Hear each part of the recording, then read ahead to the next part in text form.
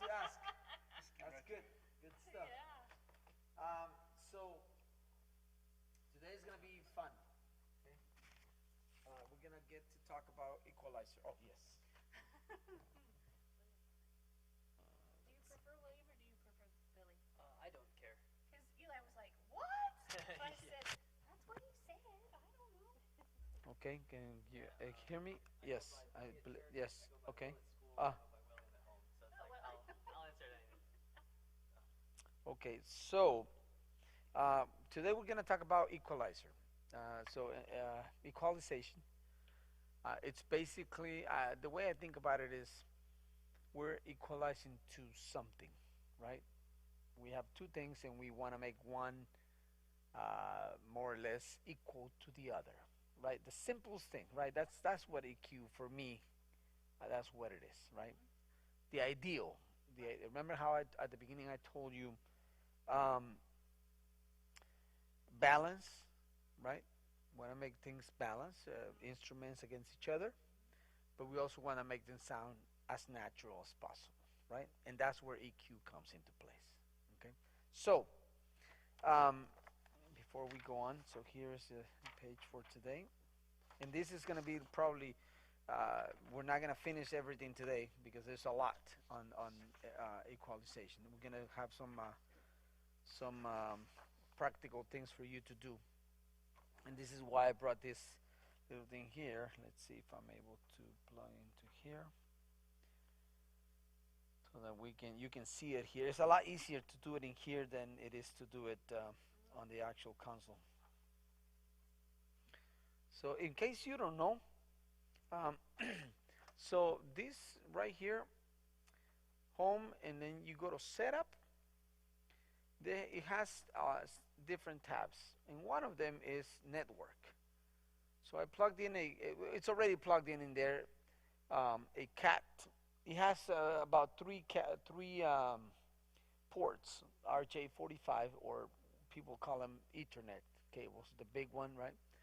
In reality, they're called RJ45s. There's one cable there to this switch right here. So I connected my wireless router to the switch so that I can get to the console wirelessly with an app on an iPad. Okay, so I get to here, and then what I have to do is just like an address for the mail person, right? They need to know the exact address. So my address is right here. It says 192, 168, 184. So I come in here. I open the app. I gotta make sure I'm on the same network, wireless network. And then I change the address here, 192, 168, 184. And hopefully, if it works, I'll be able to. There you go, right there. So this is a lot easier for to manage, right? So everything that is in here, it's going to be here. These are divided in groups of 8. Okay, so you click here, and now you have the first 8 channels, right? Notice here. Let's see what happens here. I'm 8. Let's see. Is this something that stays at church, or is this yours?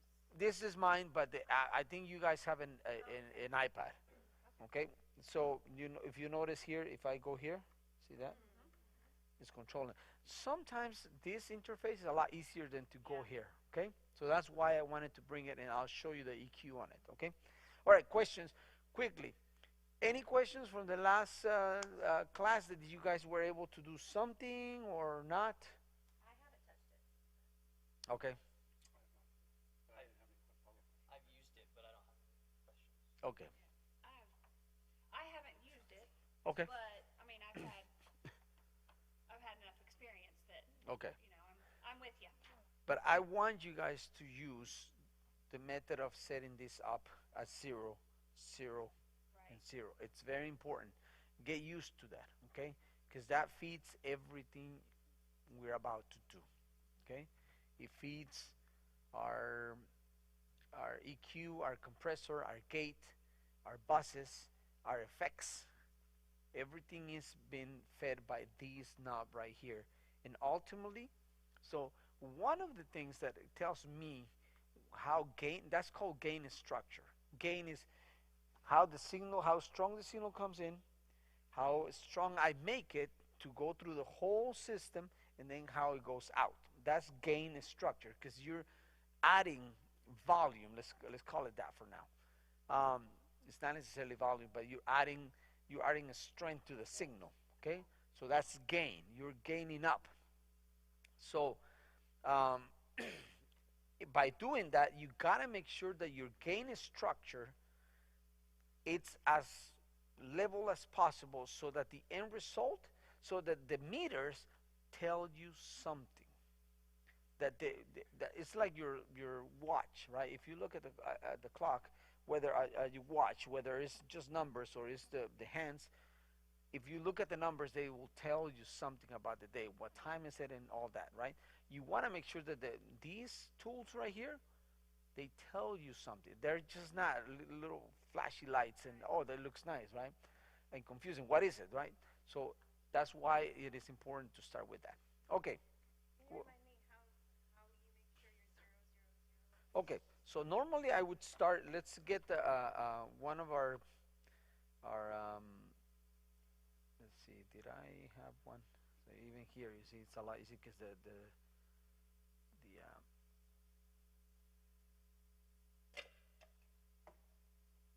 go. You see, do we have any? I think I saved one. These are my scenes. Instead of going here, you see how sometimes this knob gets stuck there. So I'm going to pull. Oh, there you go. Steven. 73121. Oh, that's from 21. Even let's see. Did I? You did save one. I did save one, right? Yeah. But you also taught us that as soon as you're done with it, you delete it and you always go back to the one. Yeah. Okay, so I am going to make a copy of the 77, because that's the one that it's up and running right now. See here, I know 77 is active.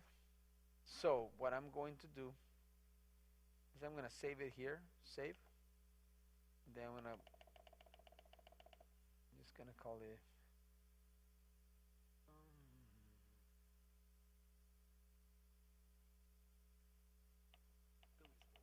there you go. 2222 doesn't matter. Just save it. 58, there you go. And then I go and press go. I want to be absolutely sure that that's what I want. Go. Say go. And you did that, And it rolled up exactly. there, Yep. So okay. So now communicating with this. that is correct. It's a two-way communication. Okay. Whatever you do here will transfer there, and whatever you do here will transfer here. Okay. So now, how do I do that, right? So the first thing I do is I start this. There you go. That's my microphone, right? Okay. Okay. The first thing I want to do is I take away. Let's see where I would make here. Okay. I put it. I put my fader at 0. Okay. I select the channel. I'm gonna bring this down. Let's do one mic. Number 4. A. There you go. Let's do number 4. So we start here. I'm gonna bring this down to 0. I start over here at 0. Presumably I would have these. Excuse me. I would have these at 0 or somewhere close, depending on the volume of the house. Okay. So if I have it here at 0, see, notice it's already loud, right? But I cannot leave it, because it's this one. Actually, it's not this one. So I'm going to bring this down, but I would start 0 here, 0 here, and then I would go, okay, I'm talking, and I start bringing this up. I want to be able to be at, say, -18. So if you go solo here, now, you see this? Now you have that -18, more or less. It won't be precisely -18, because that would mean that you have to sustain the same level of input into the microphone, and that's impossible, right? We fluctuate, it's higher or lower. So, but at least you get an idea of what. I'm gonna disengage that, and you have minus about let's see, there you go, -24, -18. That's not that's not too bad. I can always bring it up a little bit higher. Hello, yes. And it's dependent on the person speaking. Some people are like really quiet, and so it's hard. Like by the time you're hitting minus 18, this is gonna be like all the way up. So I wouldn't advise that because you're introducing noise if you do that. These right here, because is the way it's an analog to digital converter, it will introduce electric noise. So that translates to hiss, right? So that's because this is too high and not enough signal being inputted. But if I go and I speak really, very more louder into the microphone, this will be lower. So your noise, it's called floor noise, will go down because your signal is a lot stronger than the noise that will introduce. Vice versa, if the person or instrument is too soft and you're not getting enough and you want to you want to add more gain to bring them up, you're actually hindering yourself because you're introducing noise. Say that again?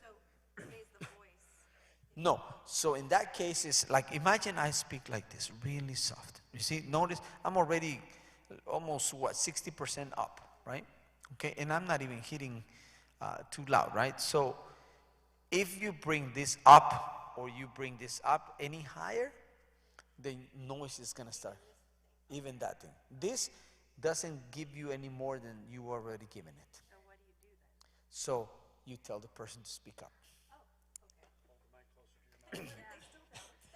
That's okay. So that's a compromise, and that you have to coach people into that because bingo, that's it. You have to, because otherwise you're trying to fix a problem that is, in sound we say, fix a problem at the source, right? If I'm speaking like really loud, really projecting a lot, and you think, then the problem is not me. The problem is somewhere around here. You can fix it. But if I'm here like this, speaking really soft, they need to fix it. That's one issue, right? The voice, how loud they are.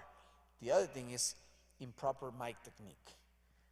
I'm speaking like right here. This is not, you know what's gonna happen? You're gonna bring that up, and you're gonna start getting feedback.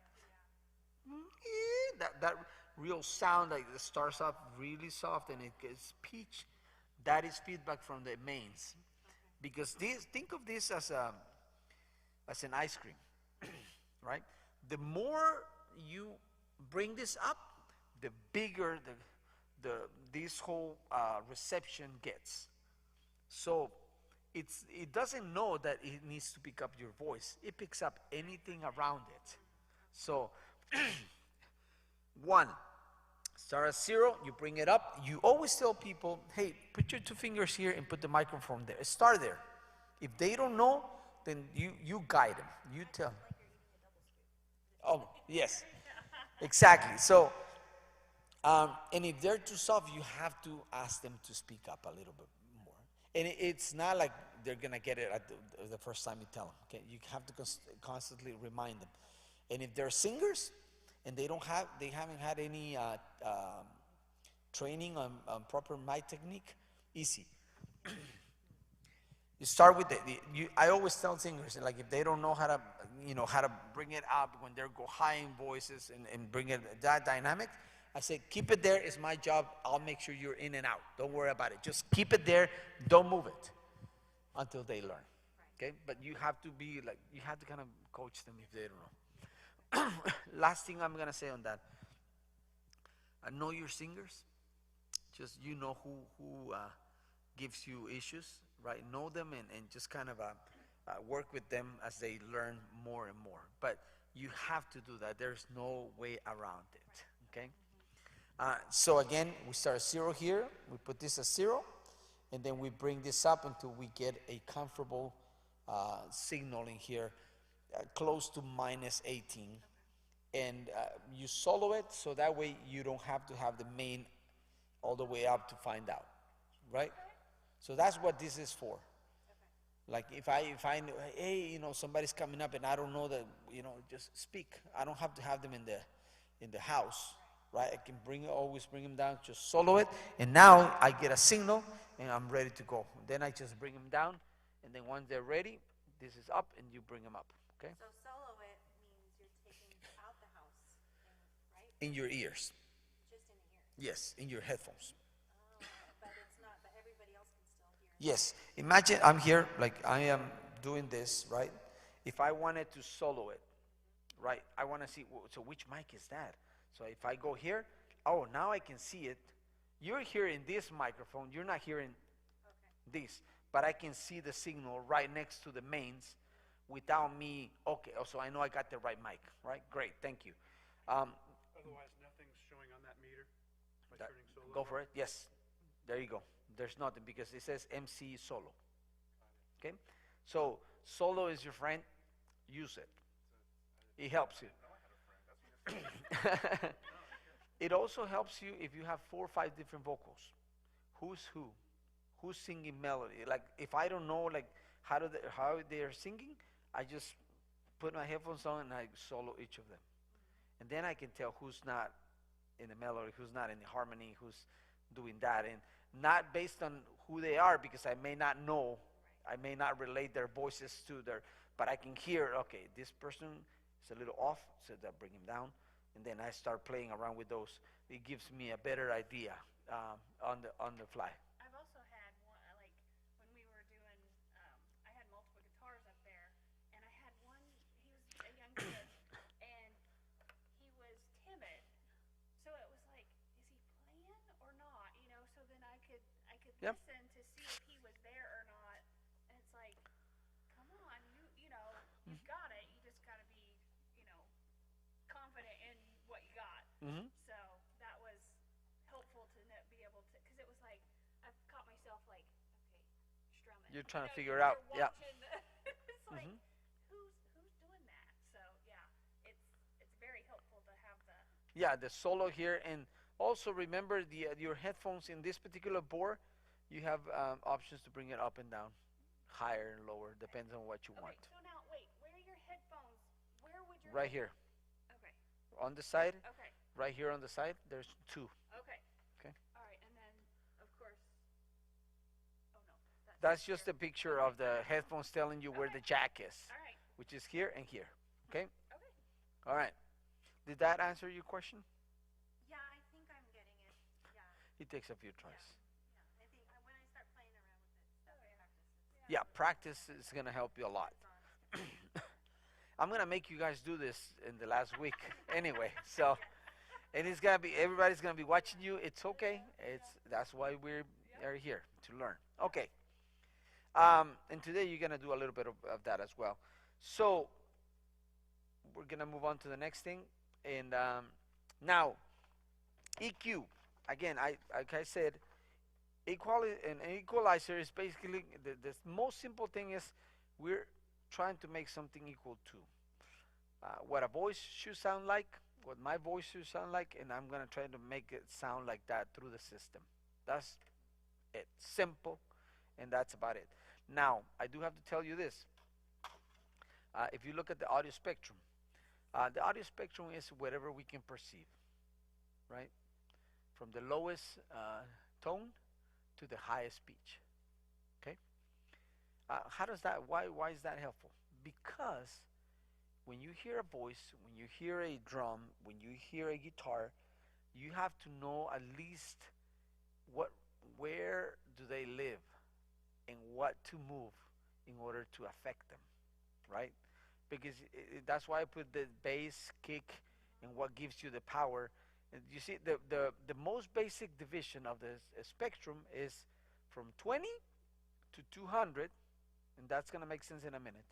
From 200 to 2,000, and from 2,000 to 20,000. Okay? 20,000 what? 20 what? Hertz. So what is a hertz?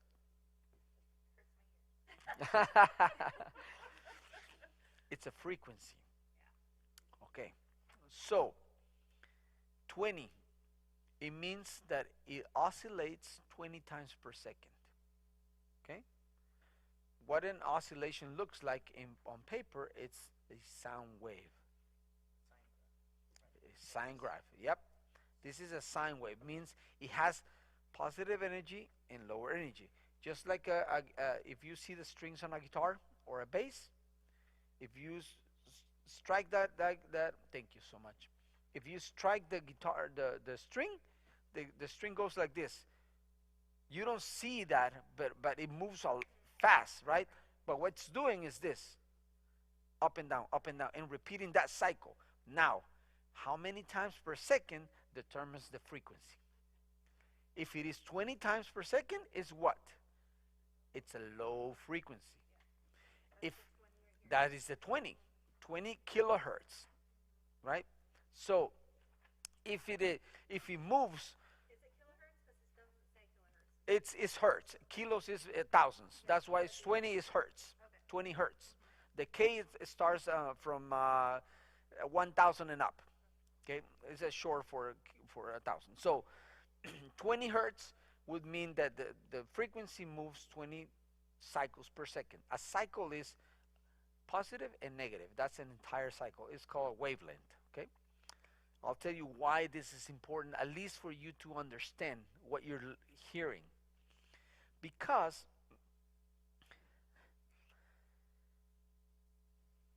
lower frequencies, the ones we have that come out through the subs, take up a lot of space and they're big.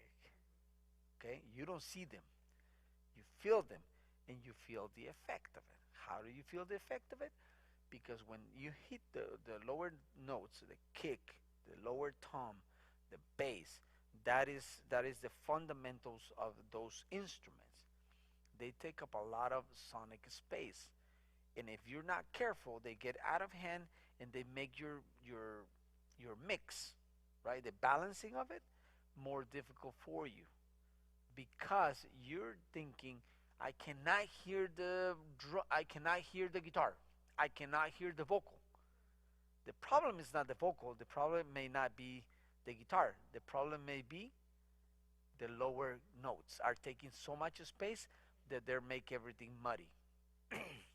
Hard to understand. We compensate by bringing up the guitars in volume, and then everything gets out of hand. Okay? So, clarity at the bottom, it's really important. That's why I use this low cut. The name implies low cut. It means it cuts what? The low frequency based on a point of reference. Let's get this right here. So I have it here. I'm gonna have to bring this up a little. Okay. Let's see. I'm going to do this. Where streaming is this, right? Okay. So remember how I don't want this to come out there, but I don't want to affect the stream. See, now I took my microphone off the mains. It still fits my stream because it is what? It's pre-fader, right? Well, but let's find out if it's pre-fader. Fix it. It's post-fader, but remember how I have to assign my channels so they come out the mains? I went there. I don't need to hear it through here. It's still feeding it. I have my channel up. I just unassign it from the mains. Okay? So, because every channel has to come out through the mains. Okay? So, I selected it and I said, well, let's find out. Now, it's coming through the mains. But I said, you know what? I don't need to hear myself right now with this microphone. So, but I still want the signal because I'm feeding the stream, right? So, let's take it off the mains. In case you don't hear a microphone, it's like, I can see my signal here. I don't see any signal here. Check this. Maybe somebody pushed that inadvertently. Because this is selected, you're turning on this feature. Yes. If I unselect that, that light should go off. No, because you have to select something else instead. There you go. And this happens to be also set up like that. Why? I don't know. Because every channel every channel has to be assigned to the mains. Otherwise, you wouldn't be able to hear them. So they're already established, you just took it off. That is right. Okay, got it. Yes. Okay. In this particular case, I don't need to hear myself, but I want to hear this one. So I'm here because I am about to show you something. So go ahead and click here. And now do EQ. I want you to notice this. Is that my microphone? That's it is Nate, right? Does it say Nate there? Yes, right. Okay. So check it out. This is how the EQ is right now. We're gonna take it off. I am going to reset. There you go. You see here how my voice sounds already? Now I'm gonna take this off. This is how his voice or my voice would sound. I'm gonna take off the effects. So that is how the voice sounds with nothing, right? Just no EQ, nothing. So notice what is being highlighted on this voice. If I go lows, the low, right?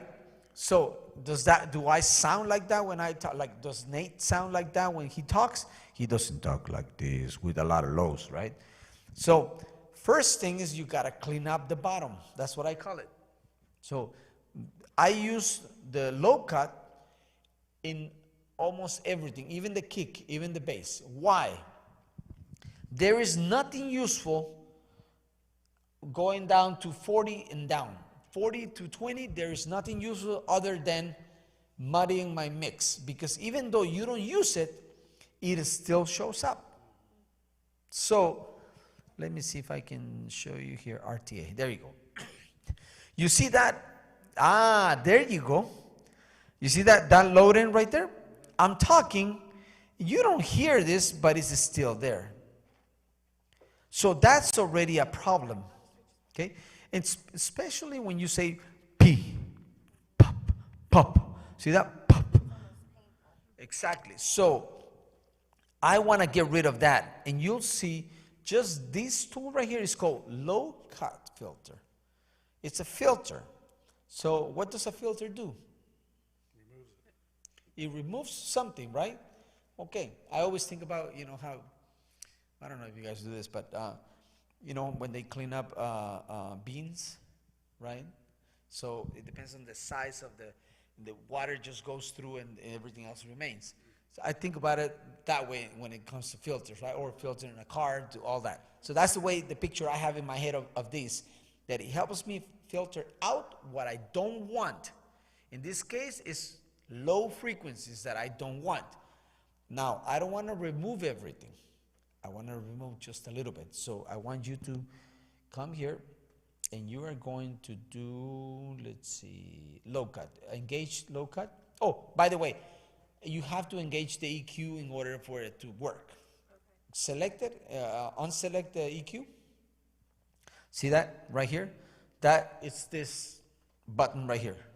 Go ahead and press it.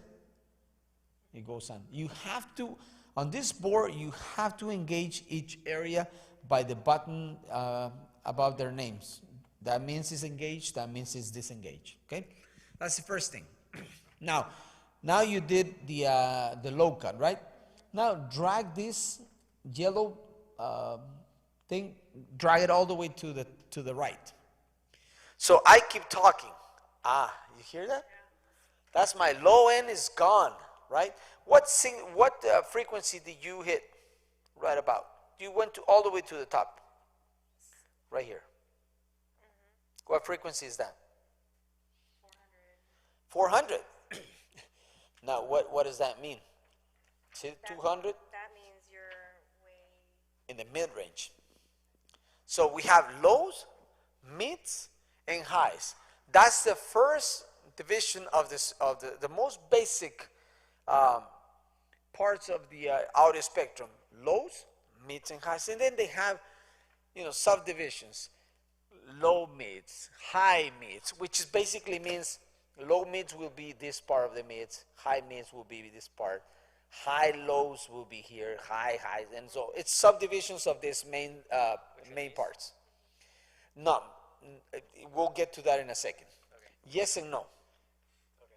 because on this particular board, I can get any band. These are called bands, by the way. Okay, those bands are groups. I can move them all the way from the highs to the lows, so they're not confined to the divisions that we just talked about. You can use them. I can use the high filter right here and put it all the way to the bottom, so it becomes part of the bottom. So they're called bands. These are not bands. Yes, they are bands, but this is just basically telling you. These are all your this is what the picture looks like on for example, on a Lego box, right? You have a Legos and you have a box and you want to build something. That is telling you this is the picture. This is what you have to work with. Your Legos are all the parts that you are going to use to create that picture. So this is just for you to know. Okay, so a low sound lives on the lower part of the spectrum. A mid sound lives on the mid section, and the high and high. Why? Because when you hit this and you start moving it, and you're like, I want to affect the highs. Okay, so where do you go? It doesn't matter. On this one, to be honest with you, it doesn't matter if I select the mids or the highs or the lows. You can just move it all the way to wherever you want.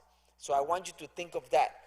Not the tools themselves, of what do you want to do? What area do you want to affect? And you have to know what area sounds like and where is it. So that way, when you look at this graph and you say, oh, okay, so this person is at 400, you already know, okay, I'm in the mid-range, right? The other thing is this. Do not mix with your eyes.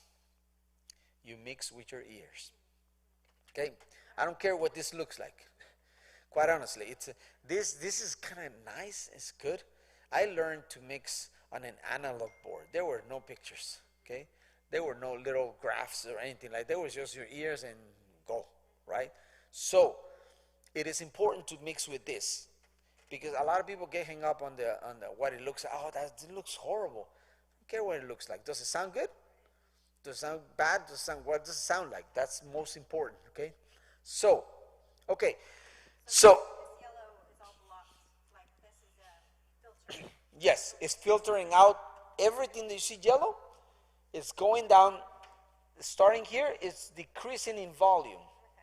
You don't see it here, but this is infinite. It's not like it stops here. This is decreasing all the way down.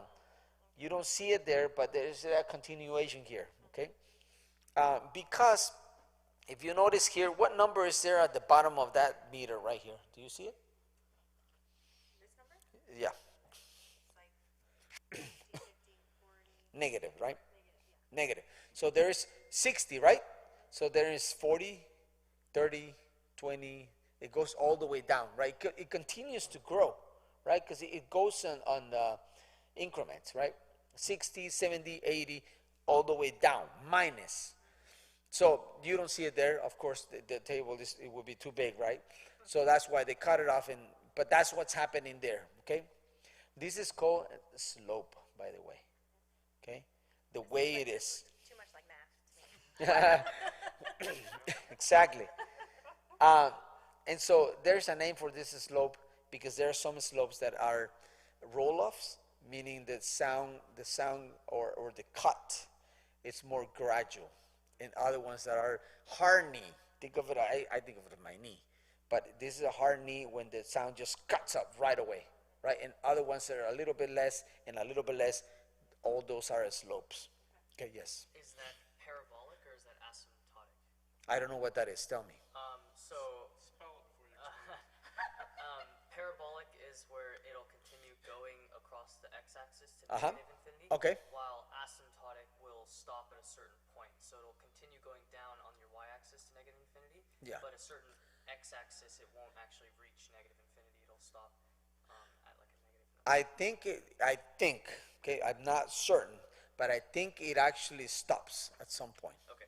Because there's nothing else after that. There's no sound to go. It's a table, and so the sound continues to go down all the way to zero, where there is nothing more. So it's not like infinity keeps going all the way to, there's nothing. So And I believe that's the case. Thank you so much.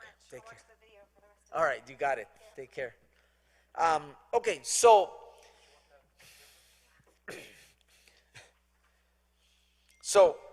we need somebody else here. Then just to go ahead and with them. phone's squawking at me over here.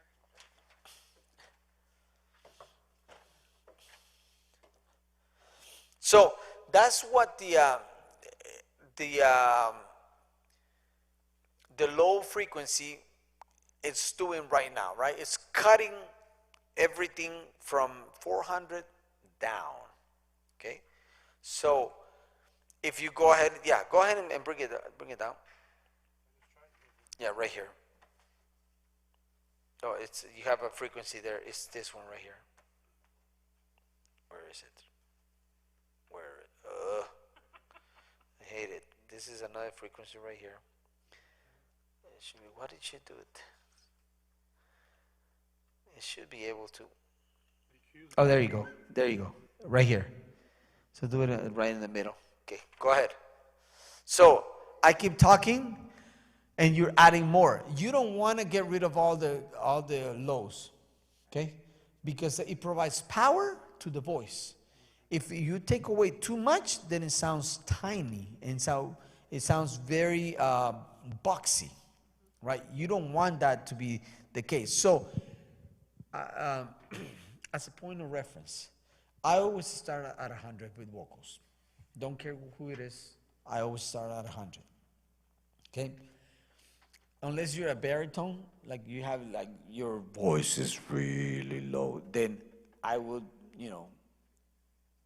I would add more, 80. Outside of that, the power required to actually get the benefit of the low end, it's a lot. And so it's throwaway power, if you want to call it that way. So that's why I start with vocals at 100, and more or less, if you have a very deep voice, then I start at 80. But then the problem is that when they go peace, the excess air does that. So go ahead and start at 100, roughly there. Even there, but chances are you're not gonna pee. They don't do that, but it's a lot less. Now take it all the way out. If I go, it's more.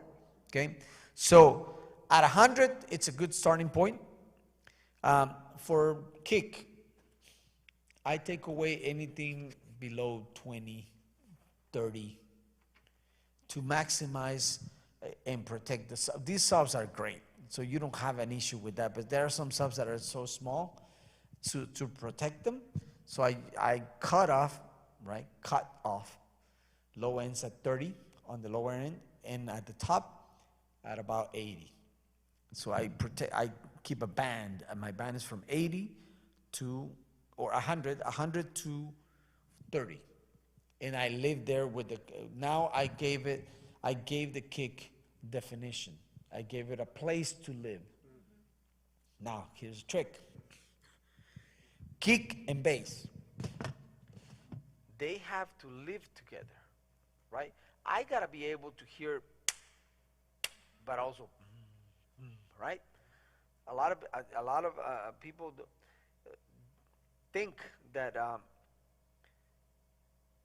that the low content of the kick and the bass, that's all they need. Not so. If you want the bass to be, let's call it, for lack of a better word, or just to give you an example, if you want the bass to be on top of the kick, right? I cut off a slightly more to the bass at the bottom than I do to the kick. So that way my content from, say, 30 to 50 or whatever, is on the kick. And then I cut off a little bit. I'm a little bit more aggressive on the bass, cutting off maybe 40. So when you go, I can hear it, and I can hear even lower, but it's not the bass, it's the kick. That's just one trick. Another trick is, hey, I want the bass to be a little lower. Then I cut off a little bit more on the kick, higher on the low frequency, on the low cut, and I bring the bass all the way down to 30 or 40 for that sustain, boom, boom, for that, right? So those are kind of things to play around with, just because you want clarity at the bottom. Okay, you want your foundation to be clear. I want to hear when that kick sounds like, I want to hear that, right? That's the low end. And then I do try to do a little bit of the top. Once we do the exercise with the band, or I may actually bring a session, and I will feed the board with a drum set, so you can hear without the musician, so we don't have to play around with that. And you'll hear what I'm talking about when it comes to the effect of lowering the kick and how to make it pop. Okay, we're gonna do that next week then. My voice. So I always start with that filter. All the vocals, boom, 100, and then you can adjust. Oh, maybe this is too much. Maybe this is too little, and then you adjust the low cut. Now, to your point, what are these? This is called a parametric EQ. Okay? There's a graphic EQ and a parametric EQ. A graphic EQ looks like this. We're not going to dwell on it too much, but I want you to see it. That's a graphic EQ. So notice here, now this becomes, Oh, I see what you just did. see that? These are bands, but this is a 1/3 EQ. So each of these bands, And this is just the low end that we're talking about too, huh? yeah, right now yes, but if I move it over here, they change based on the bands that I selected, right? A group of frequencies. So I want you to pay attention to these numbers right here. It says 500, right? For example, right here.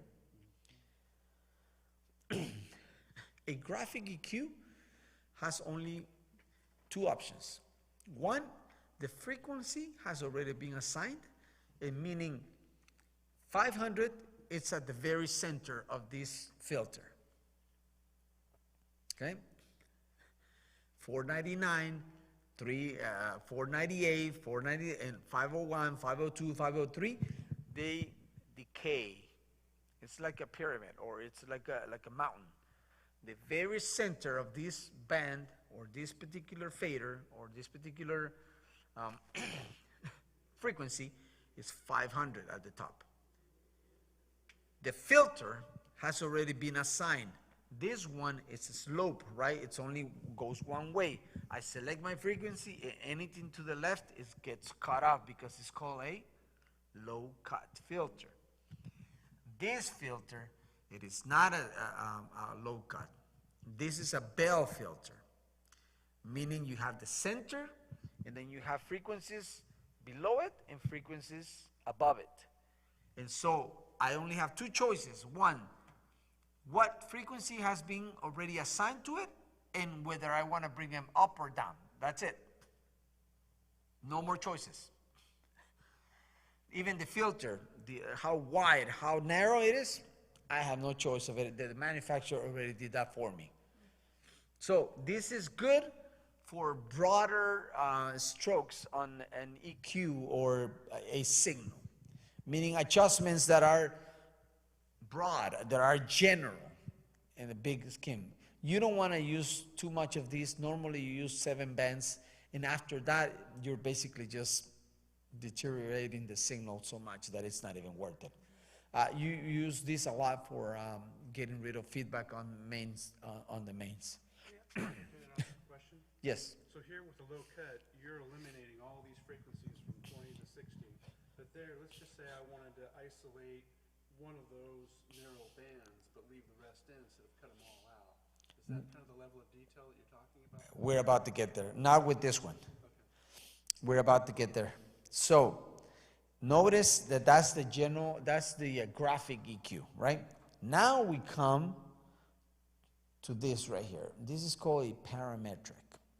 It gives you more flexibility to pinpoint a particular, not to the level of one frequency, because it would be too precise. And there's no benefit to actually doing one frequency at all, because. Cats hear it, dogs hear it maybe, but we wouldn't. Say it again? Cats and dogs might hear it. But Well, think about this. Even a whistle for the dogs can hear, it's not a single frequency. This is what a single frequency sounds like. Most sounds are created of multiple frequencies. That's why you see that.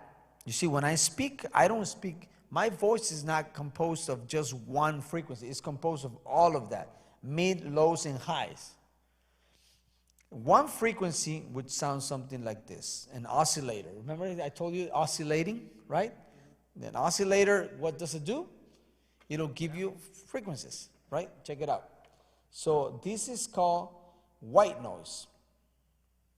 We're going to select the frequency, we're going to generate it, and we're going to generate it on the mains,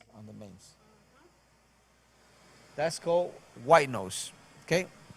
So now, this is a sine wave. Sine wave, okay?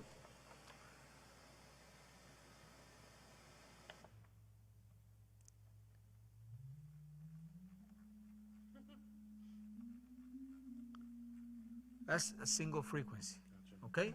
And now this is, I think this is pink. Oh, the one I told you before, this is pink noise, and this is white noise. Okay. Goes a little bit beyond what we're trying to learn, but I'll tell you what it is. The difference between pink this is noise. extra, right? We don't have to pay for this? You This don't- is bonus information? You don't have to pay for it, Nate does. I just, pink noise is equal energy per octave. White noise is equal energy per frequency or note. Okay. We're not going to spend a lot of time on this, but at least you know. Why octaves? Octaves are, for example, from like in a piano, A to A, that's an octave, right? Middle C, middle A, I know this by memory, it's 440 cycles per second. So that middle A on a piano, when you strike that, and it produces the note A, that's 440 movements per second, this cycle, right? Up and down, 440 times per second. If you go above that, what would be the other A? The next octave, it's higher or lower, but by a degree of 8? By 10. 10?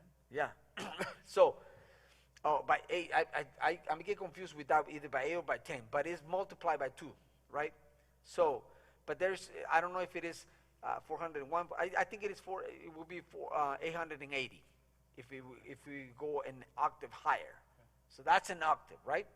Okay.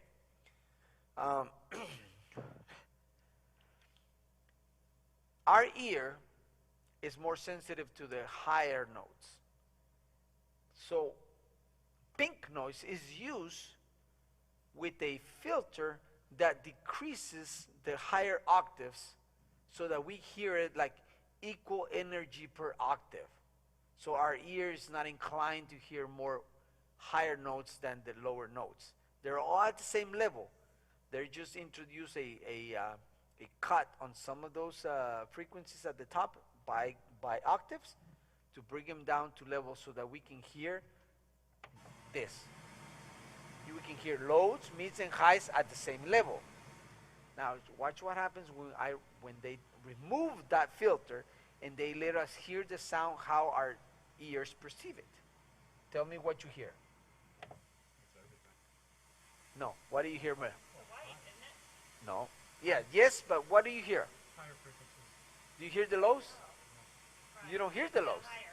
right? Yeah. Our focus goes to, see that? So that's the white. No, that's the pink. That's the pink. Pink noise is it's equal energy per octave. Wait, they take the higher frequencies and they lower them so that they're equal, and that's basically fooling us because that's not the way we hear. Right. If they let us hear the way with no filters or anything, that's what we hear. We think that the higher notes are louder, but in reality they're not. Every Sometimes frequency. rounding it out, kind of averaging things together, kind of rounding it out. The pink noise to help you, help us because we're more sensitive to higher notes, higher pitch sounds. Excuse me. So that's why they did the pink noise and the white noise. What you hear when you cover your ears, kind of the The ocean sound, that is white noise. Okay. But in reality, all the frequencies are at the same level. We usually don't perceive it that way. Okay. All right. So this right here, we have three things to worry about. One, you see the bandwidth? On a parametric EQ, we get a choice. Not just volume, right? Frequency up and down, no. We get a choice of frequency. We decide what frequency, right? The middle frequency. We're choosing what is the highest frequency, what is the frequency we are choosing in the middle. And then we get to choose the width of the filter. That's called Q, the bandwidth. Do I want very few frequencies, or do I want a lot of frequencies to be affected? Basically how this image is. That's right. So I always think about it like if I wanted to, for example, there's the three of you, if you were a little closer and I have a cup of water like this, right, and I want to wet you, right? If I use something like this, chances are you're going to get a little bit of water, but not a whole lot, right? But if I bring a bucket, right, and I throw it at you, chances are you're going to get more wet than if I just did it with this. That's what a filter does. A narrow filter narrows into more precise band of frequencies, and a wider filter goes and says, there's a lot more coverage. I'm going to affect you because you are the frequency that I selected. You're going to have the most, you're going to be the most affected, but everything after you and everything below you will also get affected. For example, if I say, I'm going to bring the frequency 500, up by 6 dBs, right? What happens to 499? What would be the volume? If I brought 500 to 6 dBs up. By the way, dBs is the currency we use in sound, like the dollar, right? $1, that's the currency, the exchange. In sound, we exchange it by adding or decreasing volume, and we assign that to be, and that's called dBs, decibels, okay? If I bring 500 up by 6 decibels, what happens to 499? By how much? Less. Less than? Less than the 6. How much less? 1. No, that would be 5 dBs. We're doing math. Yeah, we didn't. A hundredth of it. We didn't sign up for this? We didn't sign No. up for math. 6, maybe 5.99, 5.88, because remember, my highest frequency is this, the center frequency will be the most affected by the dBs, right? 6 dBs. There's no more than that because that's what I brought up, 500, 6 dBs. But 499 is going to have a little less. 498 is going to have a little less, and it's going to go decrease, decrease, decrease. That's what these lines are for. Let me show you here. See these lines right here? What does it say there? Plus 15 15 plus 15 what? decibels. Decibels. Plus what? Plus 10, plus 5, 0, minus 5, minus 10, minus 15. There you go. Why is that important? Your adjustments, sometimes on EQ, they don't have to be so drastic. If you're bringing up a signal 10, 15 dBs, something is wrong. Something else is wrong. Your adjustment should be within 6 dBs. 3, 2, -2, -1, and you'll hear the difference. It's minor. You don't have to be. Imagine if I did that. Okay, so go ahead. You're doing that. There you go. So now, do I sound like that? Sounds terrible. Exactly. So check this out. Let's play around with this. So let's go ahead and reset it. Say yes. Okay. So listen. I'm not gonna be looking at this, but I just grabbed one. I like this one because it's easier, and I'll let you guys play with it. I go here and I go like this. What happened there? See that? Said I start moving it over here. I start going here, and I start thinking. Then look at what happens if I bring it down. Same thing, right? Okay. So notice I brought it up by how much? 10 dBs. And you see, notice here how the slopes are. Yes, right. And now listen to the effect of the narrow band and wider. Narrow. You pinch it like this. That's it. That's the narrowest you can affect the sound by. Now, In this band right here, we're basically increasing the decibels in that narrow range. So yes, whatever you're putting in vocally, we're pushing it up, but only in that narrow band. that is correct. And now do the opposite. Go all the way wide. All the way. Keep going. There you go. See how it changed? So you brought up my frequency here, but everything else still all the way here goes back to 0. So, but anything between this and that is being gained up, as well as anything from here all the way to the frequency, and from the frequency to 0. So in vocals, go ahead and reset it. Now, the bands, let's talk about this. And you see the filters right here? So the high filter and the low filter have a couple of choices. I can make them only the opposites, only the extremes have these right here. These are called filters, but these are called shelves, because anything. Let me give you an example here. So it's a mode. Let's select the high frequency. Go ahead and put it in an EQ. There you go. So now notice here, I'm going to select the frequency. I don't know what the frequency is. And then I selected the frequency, right? It has no Q because it's a shelf filter. Now check this out. My only choice is gain it up or gain it down. And it's going to take the shape of this icon or this figure. You see that?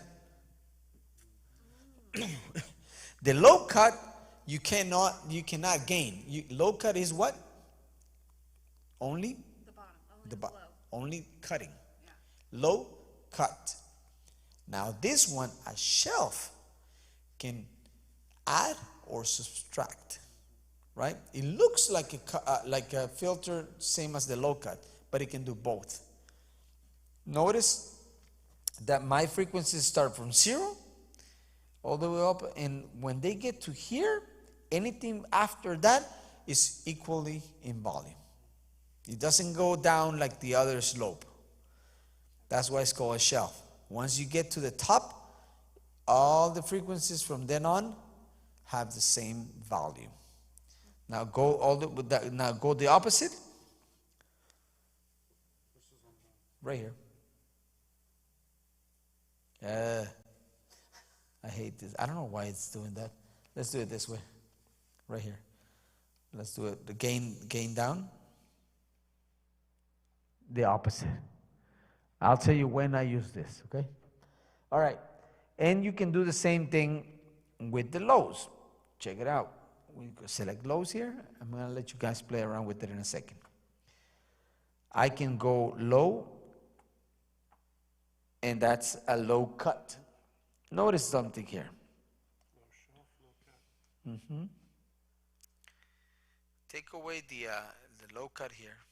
We took it off, And this one goes all the way to where? All the way to the highs. So that's why I was telling you that these are not um, constrained to just the bands. You can use them anywhere. You just got to know where you want to use them.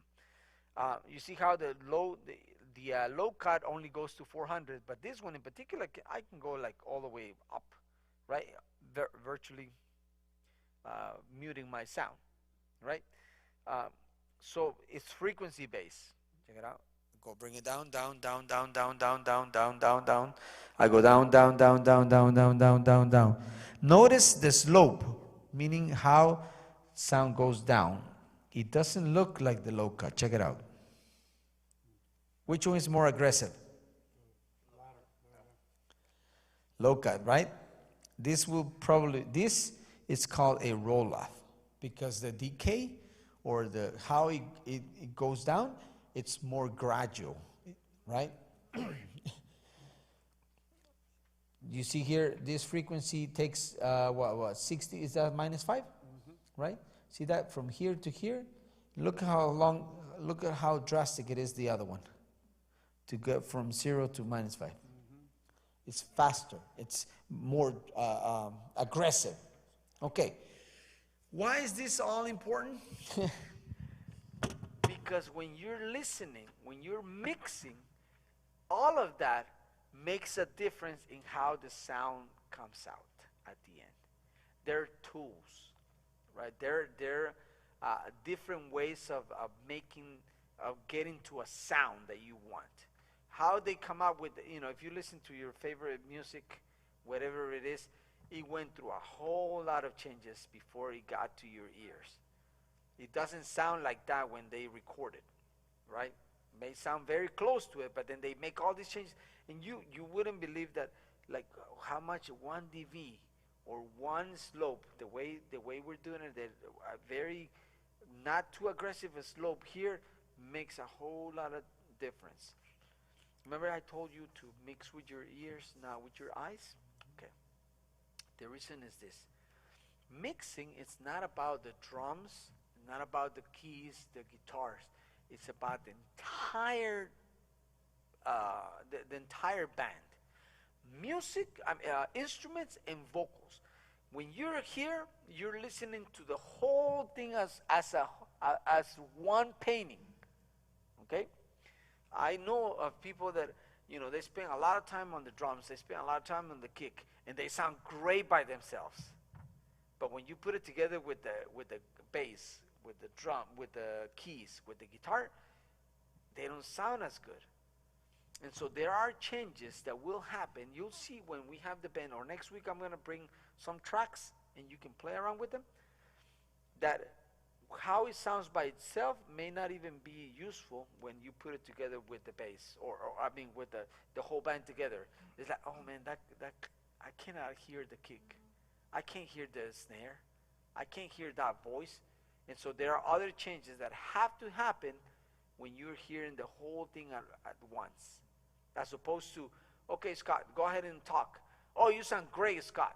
But when I put you up against another vocalist and another lead and the instruments here, you disappear. You're still singing the same way. You haven't changed. But then your vocal range or the way I have you EQ, it's not cutting through. The idea of using all these tools, I want to cut a little bit of this person here, a little bit of that person there, so that they call seeding. Basically, you create holes. Like for example, imagine I create a hole here, right? That's what, about 2,000, something like that, right? And then I have a guitar, and I want that guitar to sit there and come through. Instead of cutting the 2,000, I will give it a little bit of the 2,000 because I left the space with something else. I cut off a little bit of something else so that I can put something else in place. Okay, that's creating holes in your EQs or instruments so that you can create a space for something else to be seen in. Because if you notice your graphs, notice that most of instruments and most vocalists share what? Mid-range. The mid-range. That's it. There's no more of that, and a lot of people want to. It's like us trying to sit on the same sit at the same time. All of us, right? Trying to this space. I want to sit there. That's what happens there. That's why you use panning. Let me move a little bit of the vocalist to the panning on this side. That you use that. You use effects to introduce depth, right? For example, on the kick, I want the kick to be there, but I don't want the kick to be here in your face, like if I'm screaming at you. So I sometimes use a little bit of reverb on the kick. So I want to put the kick, trick the mind that the kick is in a room, and so I want to put it behind the snare. Can I ask a question? Yes, sir. Is that how? I feel like there's been times, especially like maybe more produced situations, where the bass, it's almost like you don't Hear it. feel it more than you hear it. Yes. And I've never understood like how that. So they use a lot of EQing and also effects, ambience effects, because in the produced music it's not volume, it's placement. What they use the most. How am I placing it? Where are you placing it? And I was telling them about, for example, how you work with the kick and the bass, because they go together, right? Sometimes you want the bass to sit behind the kick, meaning the lower frequencies of these, I cut them off a little bit of the kick, and I extend the low range of the bass a little lower, so that it feels like the bass is my foundation as opposed to my kick, and vice versa. Now, kicks, for example, they're not only made up of lower frequencies.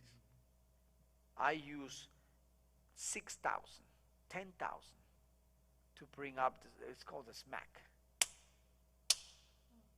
That sound right there. This will make sense a lot next week when I bring in different sounds, and you're gonna hear, and then more so with the band, because now you have the kick, you have the power, the low end, right? You take away a little bit of the mid-range in most kicks right here, because it's not useful, and then you bring a little bit of the highs, and now you have the clarity and you have the power of the kick. The bass, for example, I use, and now this makes sense for you guys, 400 and 800. 800 gives me a little bit of the fingering, so I can understand what the bass is doing. I don't like it when I go to churches and the bass is doing like a really nice line, but I can see the fingers moving, but I cannot hear what he's playing. Okay? Excuse me. So, and it depends on the techniques of the bass player, because some bass players they hit the strings, and then you can hear the clack on it right here or here. So, with taste on the 400 and the 800 narrow bands, now you understand what that means, right? A little bit narrow, and I bring them out 2 or 3 dBs, and that gives me some clarity on the bass, and I cut, because bass is not just about woo, woo. The more lower frequency you have, the harder will be to understand what they're playing. Okay, so use the lower cut, play around with it, cut it off a little bit, and you're not. If you do it too drastically, then it's gonna be like me having my voice and having it like that. You don't want your bass to sound like so tiny, right? But play around with it. I start with the 30 and see what that sounds like. And that will clean up the bottom. So now when you hit the kick, I can hear it. When he hears the lower note on the bass, I can hear it. And when they have the lower tom hit it, I can understand what's happening on the low end, because I'm controlling my lower frequencies with the lower cut right here, okay? And also my slope here if I want it, if I need it. So these are choices that you have. You have 1, 2, 3, 4, 5 different bands at your disposal to shape the sound that you want, okay? One more suggestion I will give you. try to stay away from this. That. Narrow cuts barely make any difference. They don't. You're wasting a band on something. If you're doing that, you're wasting time. I've done things where 20%,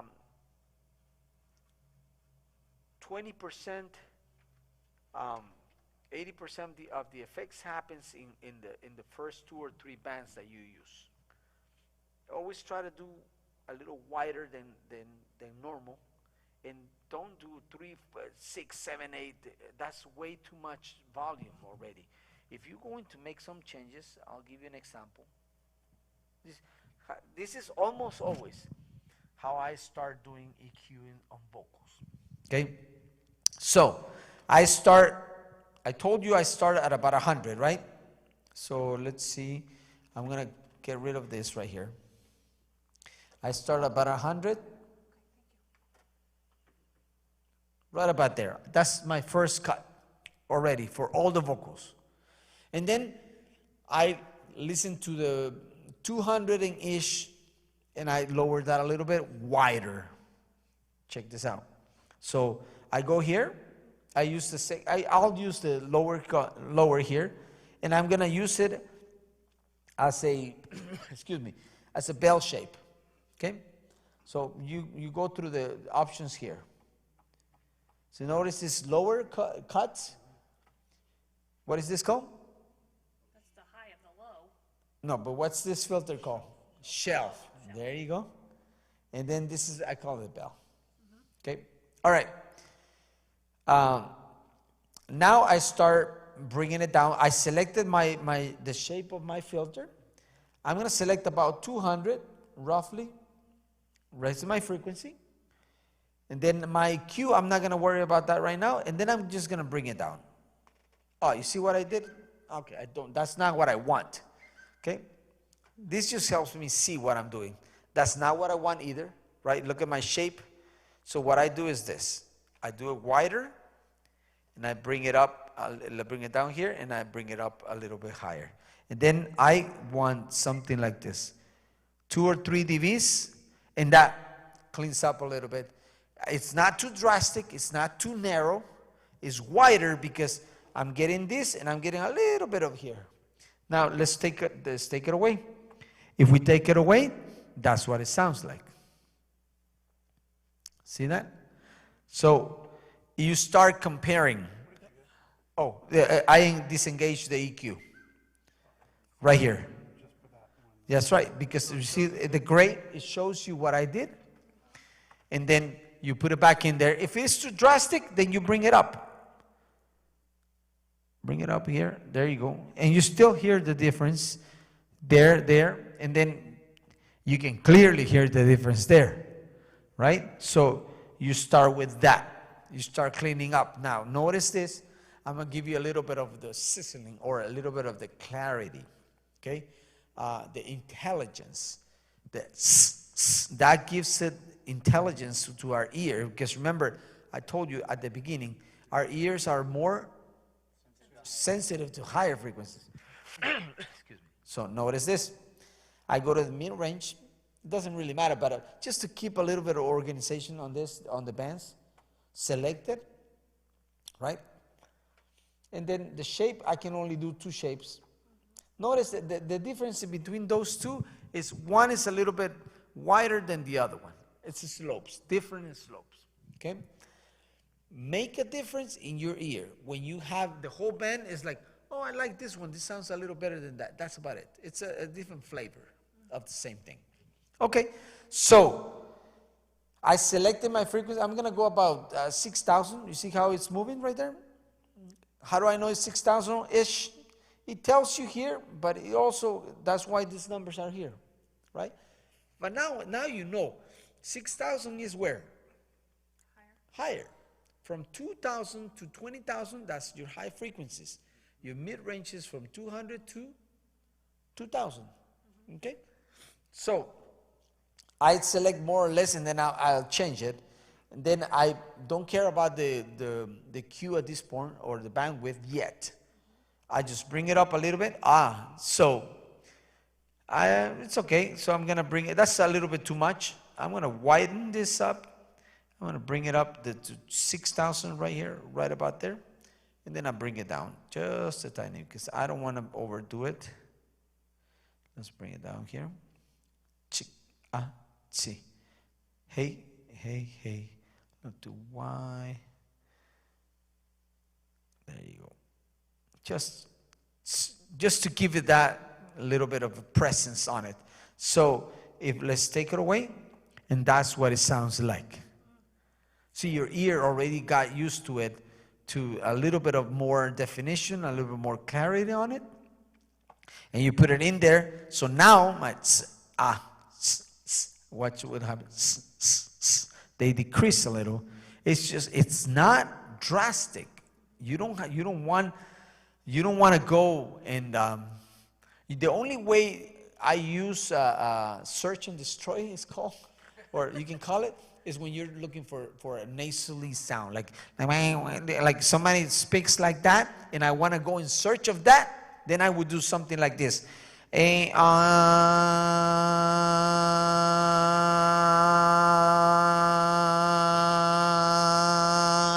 see that? So I bring it down and I kill it. That's search and destroy. Okay, you go after a particular sound on a voice, on an instrument. It's giving you that little something it's not right. So I accentuate it or I decrease it, and then I go and sweep.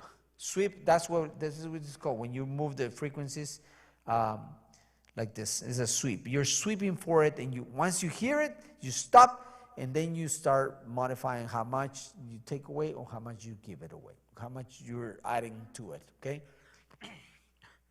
Questions on that? Because I'm going to let you play around with that right now, with the EQ.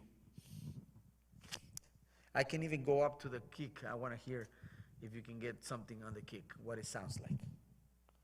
Or maybe Nate, can you help us with that? Yeah? Yeah? Yeah, let's go. Let's try the kick. See what it sounds like. Okay.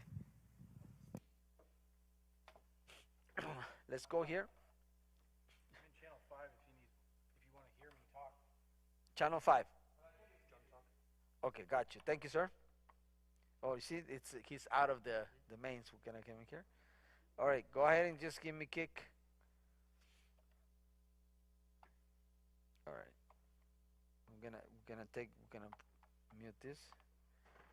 We're gonna take away this. We're gonna hear what it sounds like. Okay. We're gonna reset it. Should we reset it or not? Let's see what it sounds like, and then we'll reset it. Okay, come over here. Right here. I want you guys to look at this. Okay, keep going.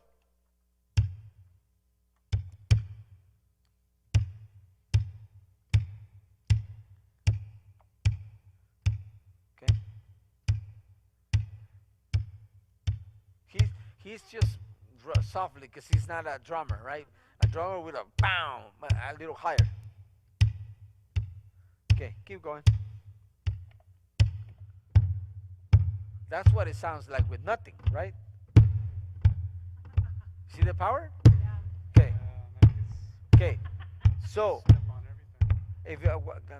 so with that, you hear how the kick is already taking up a lot of the low end.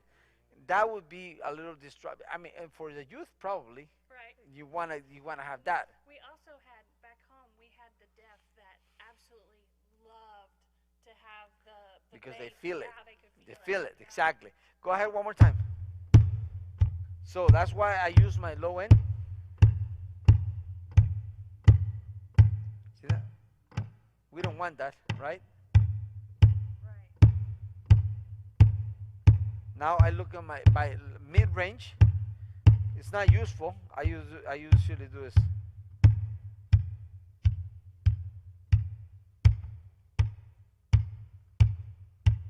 Hear that? Keep going. And here's the smack you were talking about? I'm about to give you some smack. Watch. So now I go highest. I can do it two ways. I do it with the high shelf. Watch this.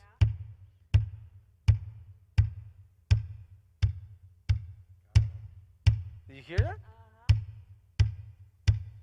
gives it more presence. Now check it out. Oh wow.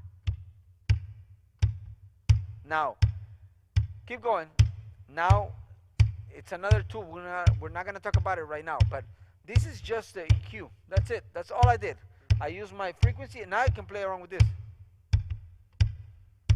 Remember I told you if I want the bass to be there, Yeah. I cut it a little bit here, and I put the bass there. But if I want the low end to have more power, see how it softens it, right? But it's a lot of power. So, and then I can do this too with the low here on the 40 or the 80. And watch this.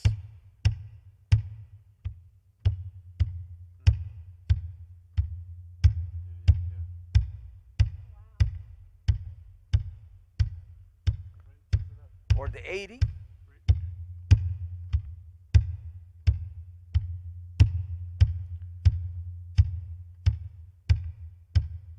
See, it's not a whole lot of EQ. It's not a whole lot of a gain, right? It's just where do you want? What sound are you going after? You want that funky sound very tight, or you want it a loose sound?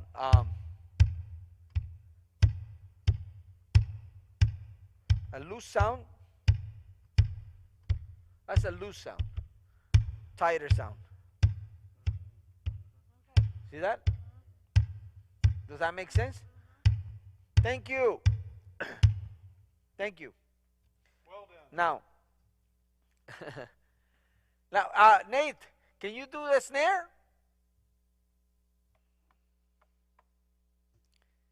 Let's see what the snare sounds like, okay?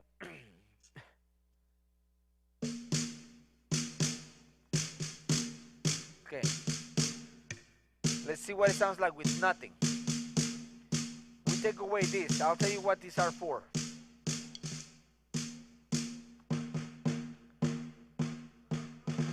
Okay?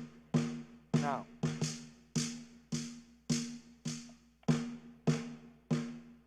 Okay, somebody go try to do the snare. Come on, somebody. What does that snare should sound like?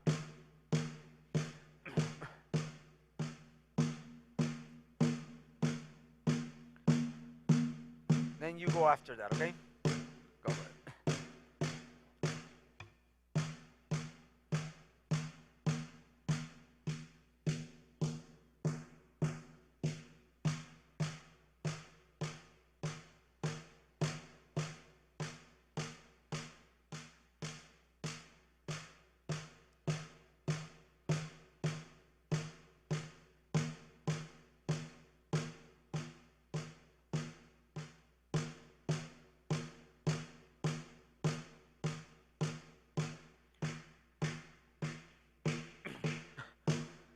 Don't get focused on this.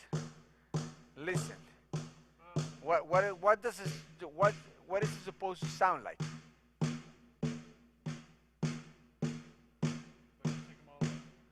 No, yeah, you did. Okay, that's what it's supposed to sound like. No, is that what a snare sounds like? Well, I'm That's good. Okay, go, you try it. Let's reset it. Go for it.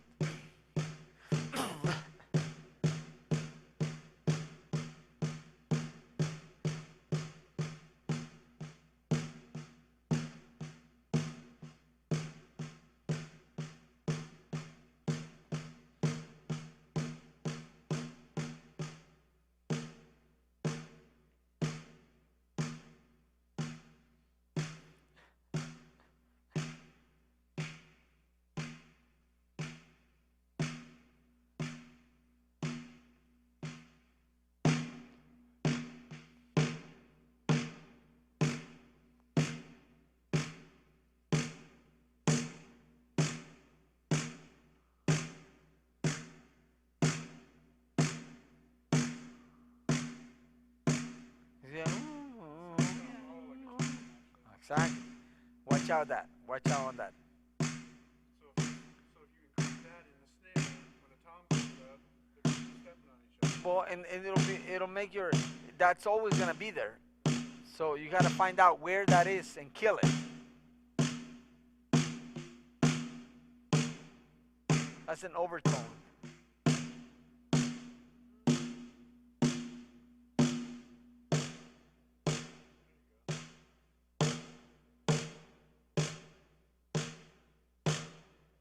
Now do me a favor and ask him to do a kick and a snare. Hey, kick and snare. Oh man, this is bad.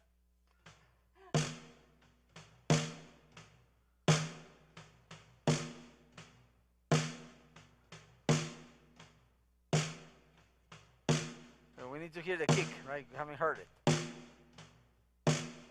I'll mute the kick.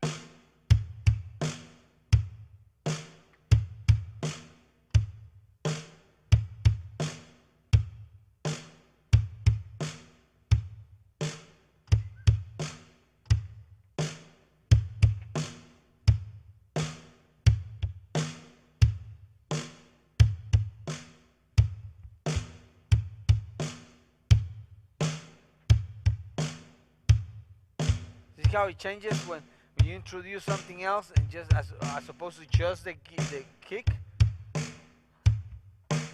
All right, you good? All right, let's try. You try. Okay.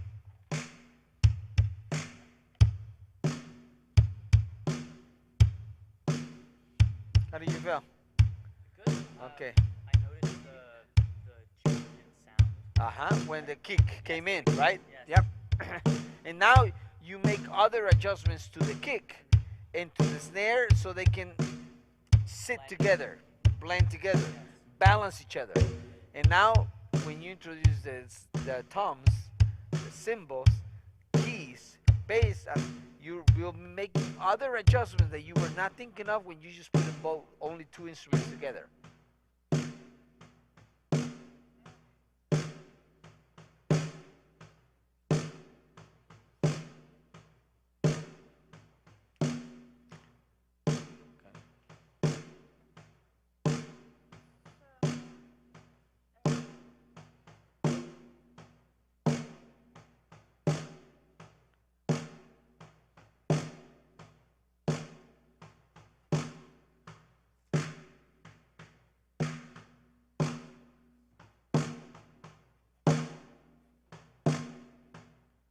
What are you going after? Trying to get the snare, like it's missing. Okay, so where is that sound? Where is the snare? The sound of the snares, where does it live? Mids, lows, or highs? It should be mids, right? The snares? Snare. No. Snares is very tiny sound, right? It's like Maybe in the the high. exactly the clarity. Okay. Have it try it. Add some gain. Let's see. Let's find it. Gain. Yep. Now that's a shelf, right? Is that Right. what you want? I don't know. Okay. So let's try a bell. There you go. Now move it. So like move it Yeah. this way. Slowly. See that? Okay. Now bring it down and you tell me if that's the sound you were looking for. What do you mean bring it down? Bring that frequency down. Bring it down in gain, yes.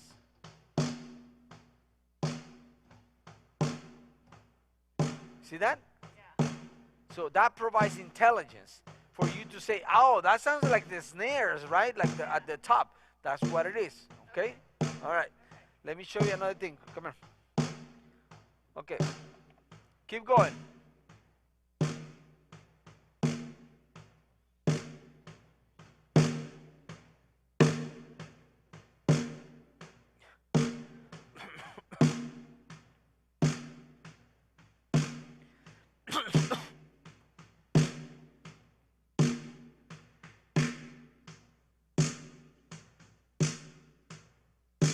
Now he's hitting it with that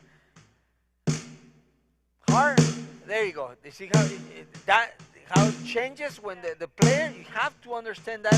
Otherwise, I'm gonna be pulling my hair out trying to get a sound that it's not there. So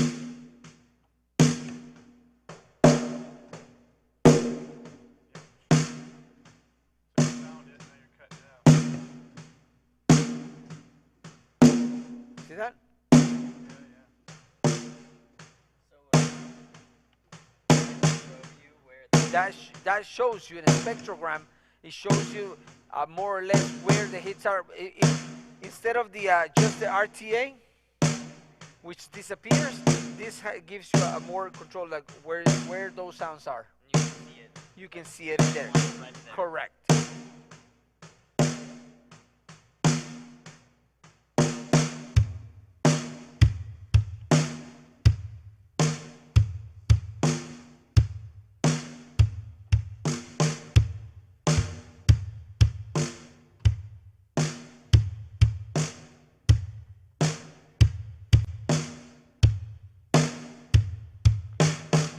So, thank you. So the idea is you listen to it, right? You make some adjustments, you introduce something else because it's not thank you. The drums is not just one instrument. I think of it as like 7 different instruments. Kick, snare, tom 1, 2 and 3, hi-hat and overheads. Okay? So this is a great exercise just for listening, going after that sound. This is the reason I show you guys this, because I want you guys to start relating sounds with areas, not just like what you said. It's like, oh, I'm going to after this. So would that be a midsection? No. What does it sound like? Does it sound like it's a tiny sound like or does it sound like midsection or lows? Once you know that, then you know what area, which of this is going to help you better. Okay? Right. What kind of filter you're using. If it's at the edges, you can use shelves, right? But if it's in the middle, most likely you will be using a bell, Okay. right? So that is very important. Questions? I know. How does somebody drum for a whole set without dying? My leg's so tired. Next week I'm gonna bring a band, a virtual band, Okay. so that way we don't rely on. Last week we won a live band, right? Yes. So if you were trying to look for something that was making a sound, you'd have to individually go through. You solo it. solo it Yes. To find out. That's where these tools become useful, because you solo something, you look at it in here, and then that'll tell you, that'll sustain any particular. Like, I'll give you an example. Check this out. So imagine I'm here, right? So I'm gonna do spectrogram. A. So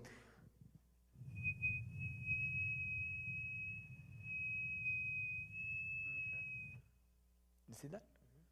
So that already tells you, oh, that's where it's at, right? But if you didn't have that, all you have is this. Unless it's continuous, right? It disappears. But if I do it only for a second, you get a chance to view it for a longer period of time. That's what this is good for. Okay, so you can use that tool to help you identify load, like.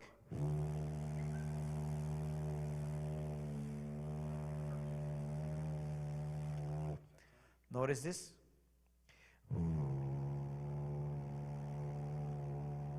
What are these? Why do I have 4? And not just one like this.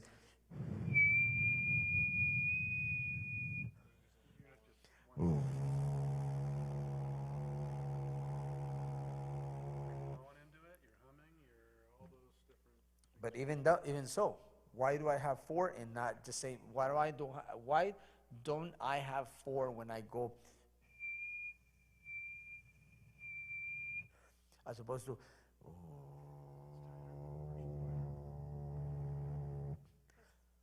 The whistle is higher than the low, which uses more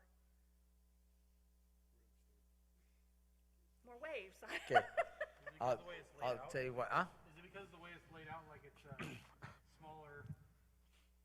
Remember how I told you guys that a sound, it's not just one frequency, right? It has a fundamental frequency, right? A bass has a fundamental frequency, but it has also something that's called harmonics. What you're seeing here are the harmonics. Okay. A multiple of the fundamental note. If it is 8, you're gonna have 880, or the lower multiple of it. Even though we don't hear it, like for example, when I'm here and I'm talking, you don't hear this low end. You don't see, where is it? Let's see, bar. You don't hear when I go, you see, these are harmonics. But when sometimes I go, hello, yes, we're testing the microphone. All this you don't see here, but there is something going on here. You don't see it, but it is there. It's present. That's why we use this. Because harmonics come into place. You don't see them, but they are here. And so that's why you clean up the bass, you clean up the low end with this in bass, guitar, vocals. Because if one instrument can take up much space, imagine 4, 5, 6 different vocalists. Now adding to the low end, now it becomes increasingly problematic. Because even though you don't see it, it's accumulating. And it's there. If you 1 + 1 is 2, plus 2, that's 4. So it starts adding up, and then becomes not understandable. I can't hear it. What's going on? That's because of that. Okay, harmonics, they're there, but you don't see them. Okay. Okay, questions. I know. It's gonna take me a minute to soak all this in. Woohoo! Wowzers. How are you feeling? Good.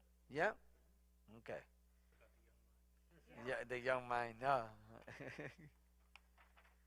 Any questions or anything that it was not clear?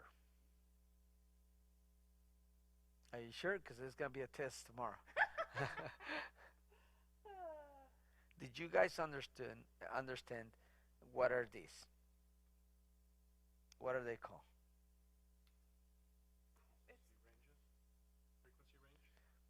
Yes, but there's more. Yes, but loosely. Bands, right? It's a band. How many bands do we have here? 4. 4. It's a group. It's And It's 2 a- in, well, yeah, 2 in 1. Filter. basically, Right? There's 2 bands in the high, and then there's 2 bands in the low. let me see if this one doesn't do it. Yeah, this one. So you can see here bands 1, 2, 3, 4. There's one. I don't know which mixer is one of this. Well, the old firmware did that. Oh, the middle one, right? Okay, this one doesn't do it because when you selected it gave you another subdivision Oh, of okay. it, but it doesn't matter. So you have 4 in here, and you have the different slopes, different filters that you can use for that.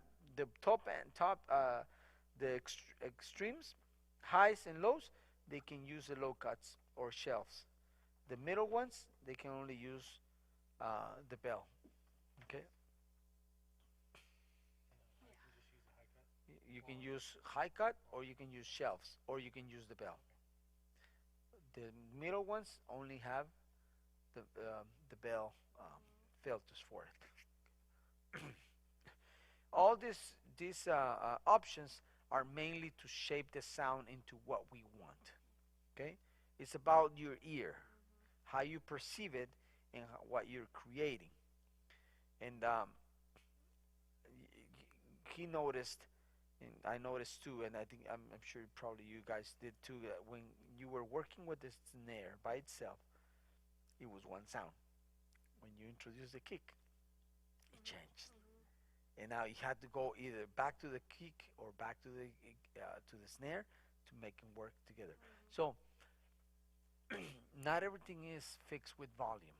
Okay, sometimes it's about how we sitting. That's what we carve a hole here to sit something else, or we make them separate by shaping where the dips, meaning lower in volume. This will be considered a dip. Excuse me, a dip, or a valley or a mountain, right? You're adding or subtracting volume. Okay, so this gain is like me taking the volume up, but to a specific area of the signal. Okay. Now, one thing I want to tell you, I use, for example, let's get this. Look at the EQ of this microphone headset. What am I using here? Low cut, high cut. High cut and low cut. See this? There's nothing useful in even in these speakers. Most speakers start dying out at about 11,000 kilohertz, because my ears and your ears started losing high frequency sensitivity ever since we were born. When you're young, when we were younger, we can probably hear more on the high end, and as we get older, we start losing part of the high frequencies. Younger people can hear a little bit more. I don't know how much more, but that's what happens. Okay, so at 11,000, let me see. I mean, you may or may not be able to hear it. Like for example, here, go high. Now I'm gonna reset this hole. Okay, I'm gonna go down. Look, I'm gonna use the shelf, and then I'm gonna start moving it. So right now I'm at 20,000, right? And then I'm just gonna start moving it and start. Where does it really start making changes? A.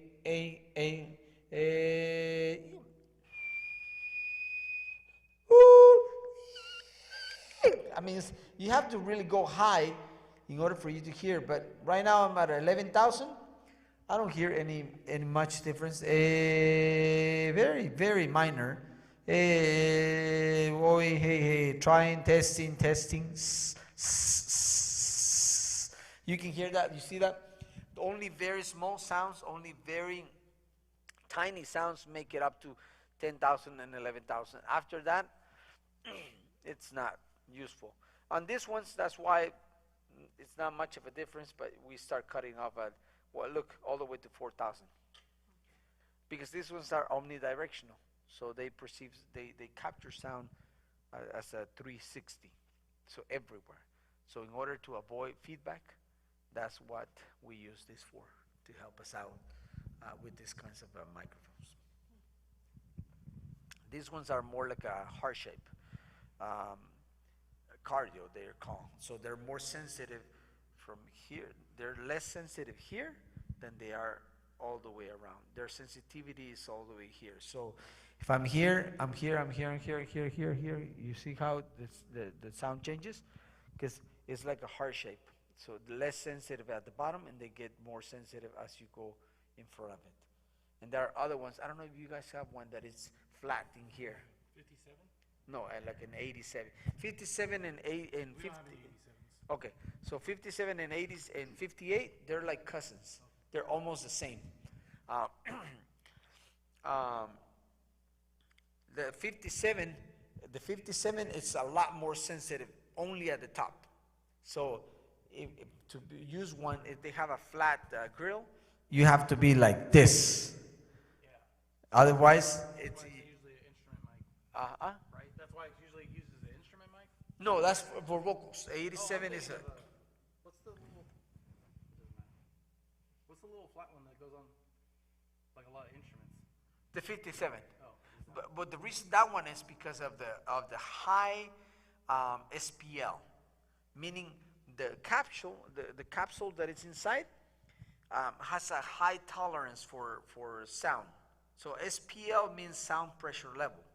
So it can take like high high volumes at a very close proximity. That's why you use it in snares. Like imagine how much sound you're producing through that, and it doesn't ruin the capsule. You put it in trumpets. You put it in like high volume instruments that produce high levels, and that you put it in there, and so it doesn't distort. That's because it has a high tolerance for SPL, sound pressure level. If you put a condenser mic like the overhead next to a thing, it'll spike. They're a lot more sensitive than the other microphones. So, okay. So, questions. Recap. What something you want me to go over?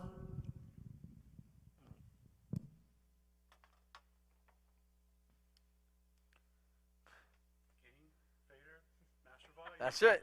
That's good. That's good. I told you. I know. And you know how to turn it on, and you know how to turn it off, right? Okay. That's good.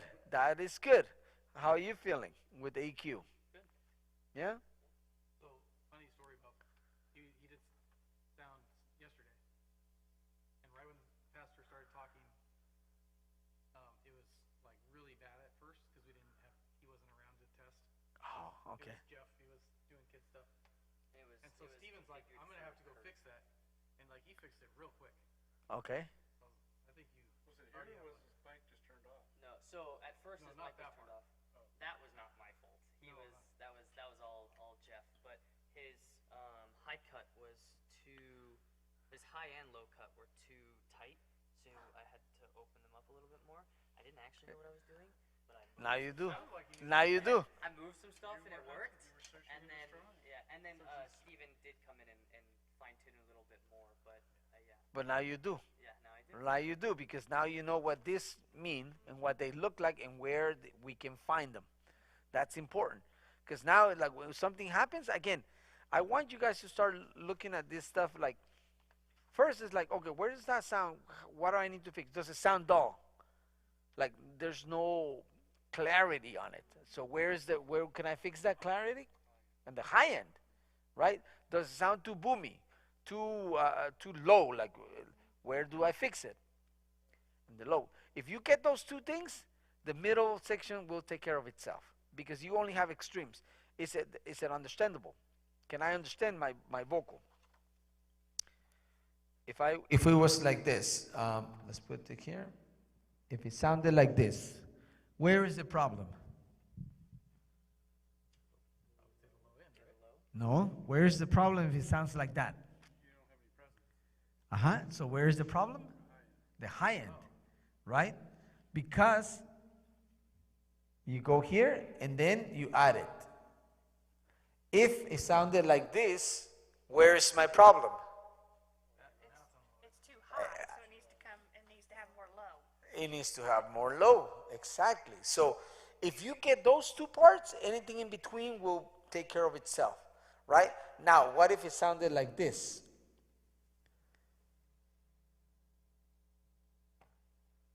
Like this. What if it sounded like that? So, if it sounded like that, what happens? It's pretty much what Jeff sounded like when he Yeah, started talking. Exactly, right? Yeah. So, Both ends? both ends, exactly. So you look at it and what I want you guys to think is, don't look at this. Listen, right? Get used to listening, because this may look whatever, right? What if something happens to the screen and you can't even see it anymore? Now, your ears will not lie to you. Well, they will sometimes, but exactly. But it'll tell you, oh, I cannot understand it. Okay, if you cannot understand something, what is that?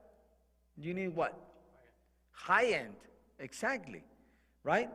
Because if you cannot understand something, you need to introduce clarity. Where is clarity here? Where is presence? In the highest. There you go. So you open it up, oh, automatically. There you go. That's clarity right off the bat. Now, if it sounded like this, oh, I can understand it, but what happens? Oh, my lows, let me cut them. I don't need, right away, I don't need, so I start cutting. Okay, too much. I don't even look at the graphic. I don't care whether I want my ears. A, pa, pa, pa, pa, pa, pa. Right about there, I can start there. Where did I end up? 189. If I go by my eyes, I would start at 100. You can adjust after that. But if you get used to it, just, okay, that sounds like, that kick should sound more like, remember how it sounded like when I opened it up, like boom, boom, softer, right? More expanded, right? If that's what you're going for, go for it, right? But if you want a different sound, then you know you cut on the low ends. The snare, you said, I can't hear, I want the snares. Identify the sound and where does it live, right? Snares, where do they live? In presence. That's high, and that's where you go. Search and destroy. You want to find a sound, we wanted to find that sound, nasty sound on the snare. You get a frequency, you put a gain on it, and you start sweeping. Like, ooh, like if I wanted to find that frequency right here. Ooh.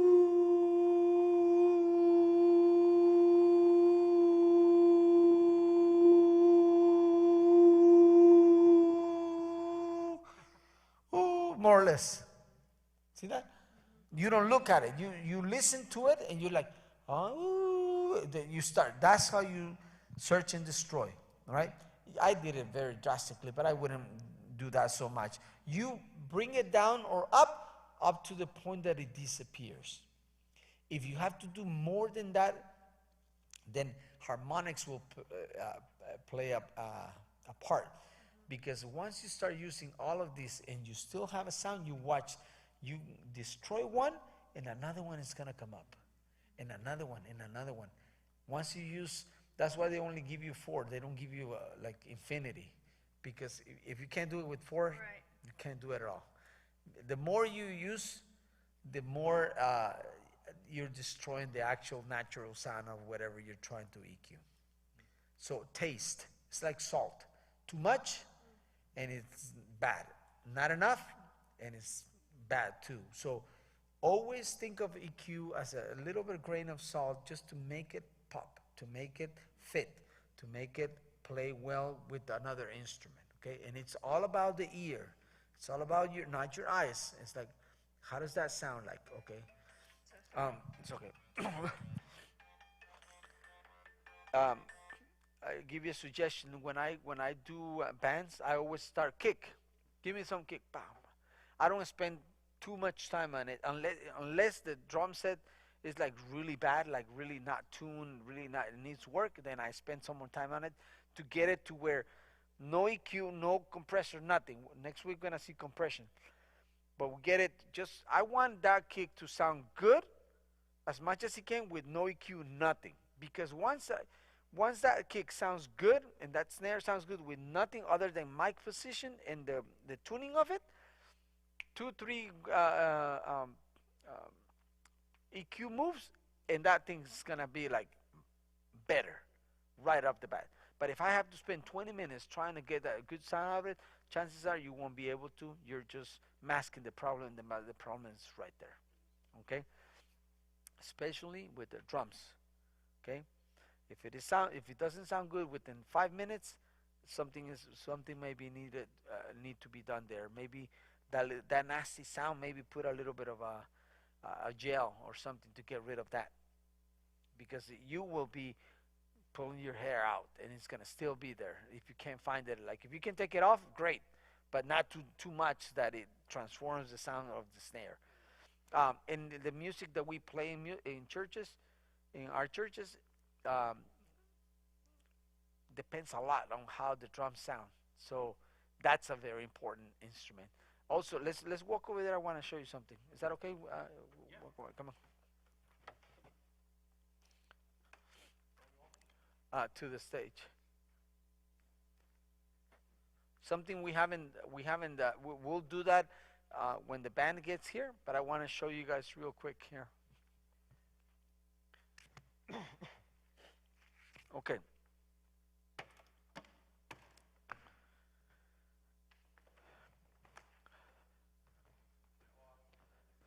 Whatever. It's mic position. Okay, you see that? So next, once the band gets here, we're gonna go one by one, and we're gonna see how mic position affects your job over there.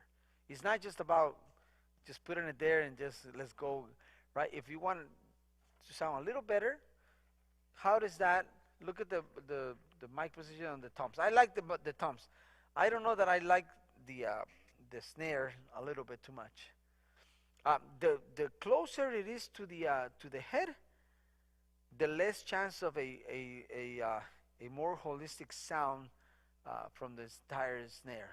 You're getting a lot more of that little space in it.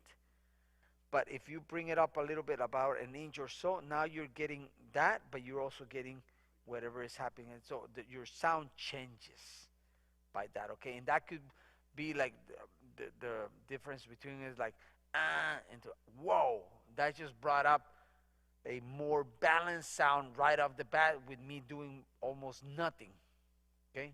So that's why that is important, okay? What do you guys have there? I don't even know what that looks. The black mic? No, the snare mic. What is that? It looks tiny. It looks like a baby mic. That doesn't sound bad, to be honest. Yeah, interesting. I don't think I've seen something like that. I don't know what it is. Not bad. Well, let's see what else. Oh, you guys don't mic this, right? You do? Do you guys? We'll use this overhead. Okay, but that's not for this, right? No. Okay. Does she ever even hit these? Okay, so in piano you have a microphone on it, and so mic position has a lot to do with how you capture sound. How does that, what that gives you, right? Because ultimately it comes down to that. Okay, we'll go over that when the band is here.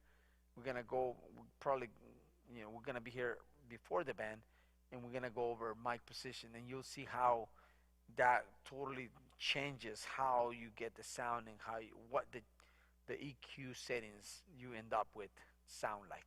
Okay. Questions? Well, logistical question. That's in 2 weeks. How big of a band do you want? Basic. Just give me 3 or 4 pieces. We want a drummer, a bass player, guitar, and keys. That's like the entire worship team or something like that. Yeah. Yeah. Is that okay?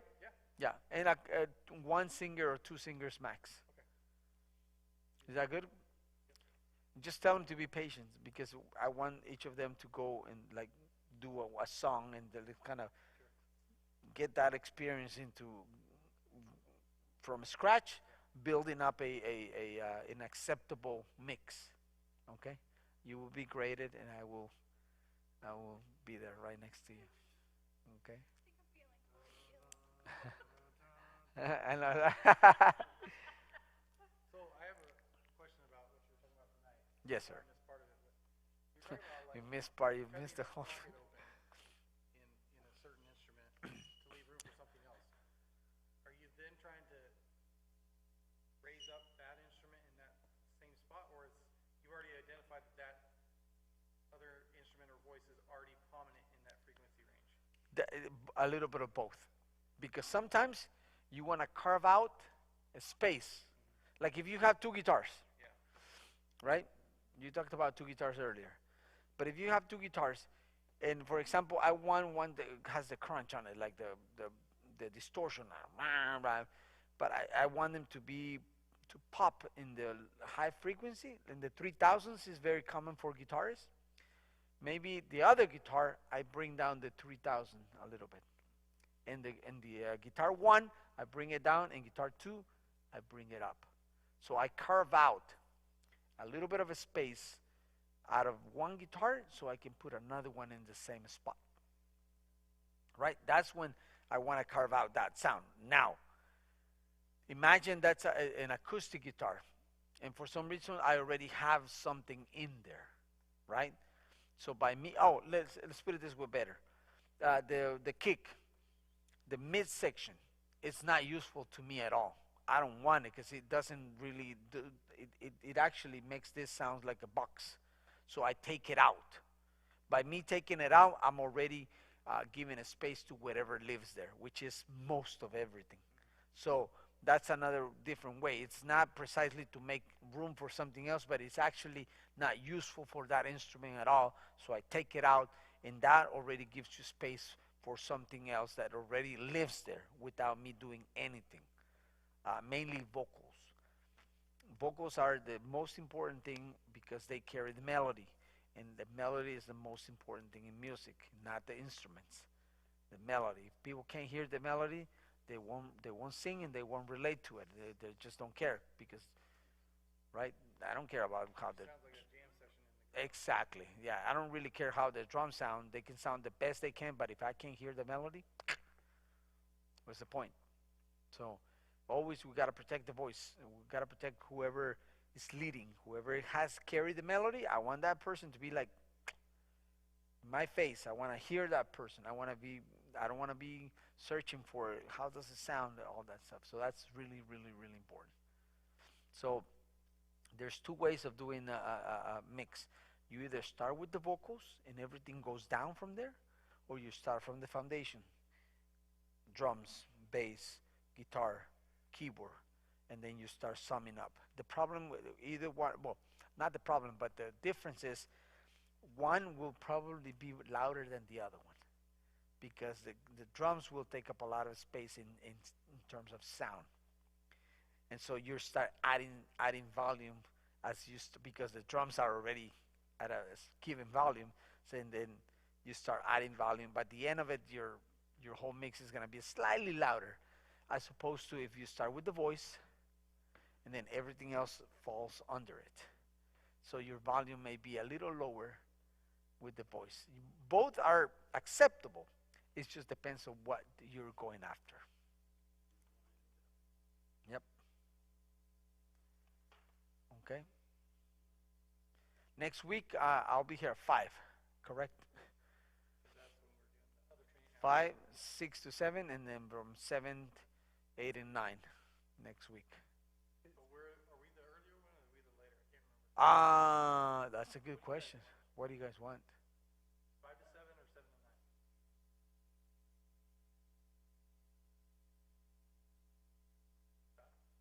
About ready to move it right now.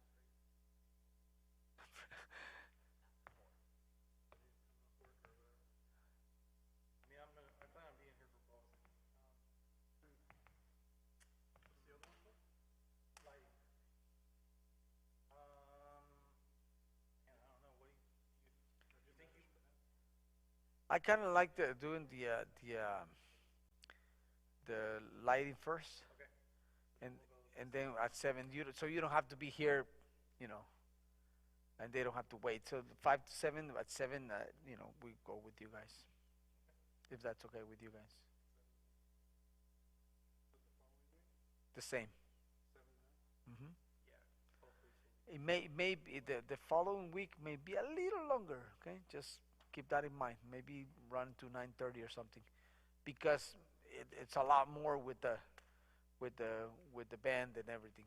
Okay, and that's gonna be no more theory. It's just all everything we've gone through. Next week I'm going to focus on compressor, gates, and effects, and that'll complete the basic part of the EQ and all the tools you need to build a good mix, and then we put it all into practice. Okay, and there's gonna be a lot of so you can at least get the feel of it, how it's to drive a mix. Okay, I won't build it for you. I want to see what you do intuitively, and then we'll manage those things. So on, okay.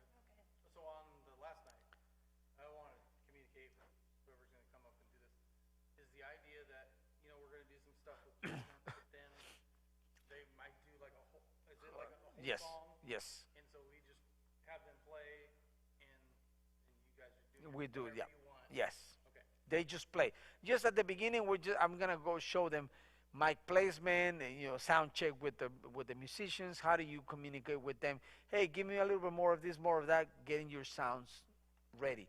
And then we let them just play. They sing a song, and then one of them is going to go and mix. And then they can sing another song. Maybe have them have two songs if they can. That's it. Okay. So basically, like when I was taught, it was already done. I just had to make sure, so this whole, what we're doing tonight is, learning how to actually probably do what I should have been doing before, but, Yep. It was basically set for me, and then I control, I knew how to do the gain, I knew how to take out, like if we had a squeal or something like that, but as far as really knowing all of the details and how to Build really it. build it, yeah. So this Yeah. is, That's what this is for. yes. I don't expect you guys to, like, whoa, right? No, I don't, because it takes time. I do expect you to do more, right? So I know I know. So I do more or less now understand where you guys are at. So I will push you according to what I believe is what you are, what I believe I can require from you based on what I've heard you. So some of you, like you, I will push you a little more because you know more. So I want to see more from you, right? Um, and then based on where your levels, basically that's. But I do expect you guys to be uh, um, a little bit of. I want to introduce a little bit of frustration because it helps you at least to think about what you're doing and help you. Okay, I should have done this. Maybe you're not going to be an expert, but at least when you get to that point, you at least have the tools to. Okay, I know what this is. I don't know exactly, but I know more or less where to go to fix this problem, and I know why. That's most important to me. And you feel comfortable how to turn it on, how to get the sound in and out, right? Something you didn't know before, you move forward, but now you're gonna have him, right? So now you can go, hey, and you can explain to him, and you can say, oh, do this, do that, and then that you're not totally lost as to what is he talking about. So that's the expectation, okay? All right. If you have any questions during the week, write them down. I didn't receive any questions, so no worries. But if you can, think about it. Just think about it and write your question. How do you? I forgot. How do you do this? Blah blah blah. Whatever. Listen to your music and see if you can pinpoint instruments. Right, yeah. That's a mix right there. Okay, where's the kick? Where's the snare? Where's the guitar? Where's the guitar in the middle? Is the right, left? Where is it? And you start listening to music in a different way, not just for entertainment, but dissecting how the mix was created. It's interesting that you say that because when Eli was taking drum lessons, then when we were listening to music, I'm like, hey, Bub, listen to that right there. That's He's like, Uh, but it's interesting how once you're focused on it and when you hear it, then it's like, oh yeah, there it is. You pick up on it. yeah, most definitely. Yeah. Yeah. All right. Okay. Any other comments, questions, concerns, complaints? Little pregnant pause there, and he goes concerned. All right. Thank you again. You got it. Thank you, guys. Thank you for pushing it one more week. I appreciate it. Yeah.